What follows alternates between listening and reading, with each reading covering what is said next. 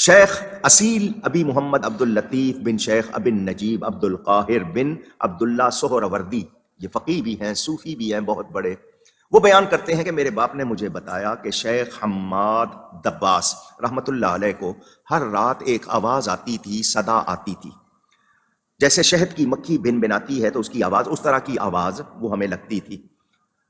ان دنوں حضور غوث پاک اس شیخ حماد کے پاس بیٹھا کرتے تھے۔ لوگوں نے عرض کی حضور غوث پاک سے کہ آپ شیخ حماد سے پوچھیں کہ یہ آواز کیسی ہوتی ہے جو آتی ہے۔ حضور غوث پاک نے شیخ حماد سے کہا لوگ جاننا چاہتے ہیں کہ یہ جو آواز آتی ہے یہ کیسی آواز ہے؟ تو شیخ حماد نے کہا میرے 12,000 مرید ہیں۔ کتنے؟ 12,000۔ تو میں ان سب 12,000 کے نام بڑی تیزی سے لیتا ہوں، سب کے نام یاد، سب کے نام یاد، اور ہر ایک سے پوچھتا ہوں کہ اس کی کوئی حاجت، کوئی ضرورت ہے جو میں اللہ سے منظور کراؤں۔ تو میں ان سب کے چونکہ نام پکارتا ہوں تو وہ آواز تمہیں اس طرح لگتی ہے۔ فرمایا میرا کوئی مرید اس وقت تک انتقال نہیں کرتا جب تک اس کی توبہ قبول نہیں ہوتی یا 1 مہینے کے اندر اندر اس کے گناہ معاف کر دیے جاتے ہیں۔ اس طرح اللہ تعالیٰ کی رحمت ان پر ہوتی ہے جو میری بیعت میں داخل ہوتے ہیں۔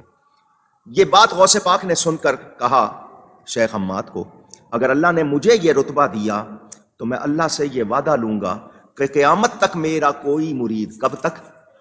پھر کہیے گا، قیامت تک میرا، یعنی ان کے سلسلے میں، قادری سلسلے میں جو بھی مرید ہوگا اس وقت تک نہ مرے جب تک اس کی توبہ قبول نہ ہو جائے۔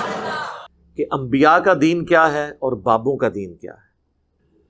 میرا بابوں سے کوئی ذاتی جھگڑا نہیں ہے، ہم چونکہ نبیوں کے دین کے سپاہی ہیں، ہم کسی بابے کو اجازت نہیں دیں گے کہ وہ اس شخصیت کے دین کو ملائن کرنے کی کوشش کرے جس کو اللہ نے ہمارا رہنما بنا کے بھیجا ہے۔ باقی تو ہم سب فالوور ہیں،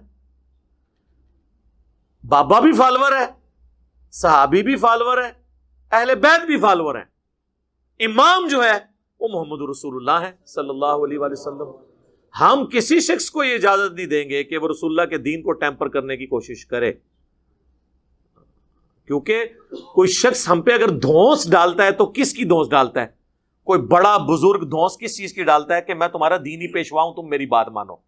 لیکن تم اگر دینی پیشوا ایسے ہو کہ تم وہ دین بتا رہے ہو کہ جس دین کے اوپر تم نے عزت اویل کی، اس دین کو ہم تک پہنچانے والی شخصیت تو بالکل کوئی اور بات کرتی ہے، تو تیری عزت میں کیوں کروں؟ تیری عزت تو اس دن تک تھی جس دن تک تو نبی علیہ السلام کا دین ہم تک پہنچا رہا تھا۔ جب تو نے اپنا سیلف میڈ دین ہمیں پہنچایا تو تیری عزت بھی ختم، تو غدار ہے۔ اور غدار جو ہوتے ہیں نا کسی بھی نیشن میں، ان کی سزا کیا ہوتی ہے؟ علمی قتل۔ علمی قتل یہ ہے کہ ان کی چیزیں، ان کی انجینئرنگ کرنی شروع کریں کہ یہ بابا یہ کہہ رہا ہے، قرآن یہ کہہ رہا ہے، یہ دعویٰ کر رہا ہے، حدیث یہ کہہ رہی ہے، یہ یوں ہو رہا ہے، یہ علمی قتل ہے۔ اور میں آپ کو بتاؤں فزیکل قتل کیا ہوا بندے کے تو چانس ہیں کہ اسے دجال کبھی زندہ کر لے تھوڑی دیر کے لیے۔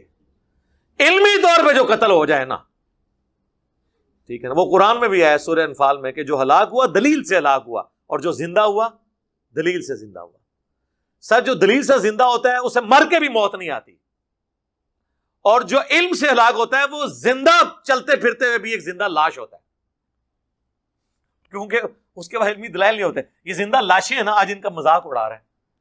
دیکھیں وہ بچے جو کل تک ان کے سامنے اونچا سانس نہیں لیتے تھے، آج ان کا مذاق اڑا رہے ہیں۔ اس سے بڑی ذلت انہوں نے زندگی میں کبھی سوچی تھی؟ تو یہ علمی لاشیں ہیں جو آپ کو نظر آ رہی ہیں، بلکہ غیر علمی لاشیں۔ جتنے گمراہ فرقے ہیں آپ ان کے اندر کامن چیز دیکھیں گے، وہ نبیوں کو نکال کے اللہ تک پہنچنے کی کوشش کرتے ہیں۔ ظاہر ہے جب نبیوں کو نکالیں گے تو گیپ تو فیل کرنا ہوگا نا، وہ بابے ڈال لیتے ہیں بیچ میں۔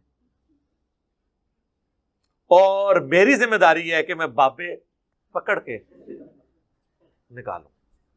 بابے نکلتے ہیں تو پھر اس کی تعلیمات آ جاتی ہیں جس کی قبر مدینے میں۔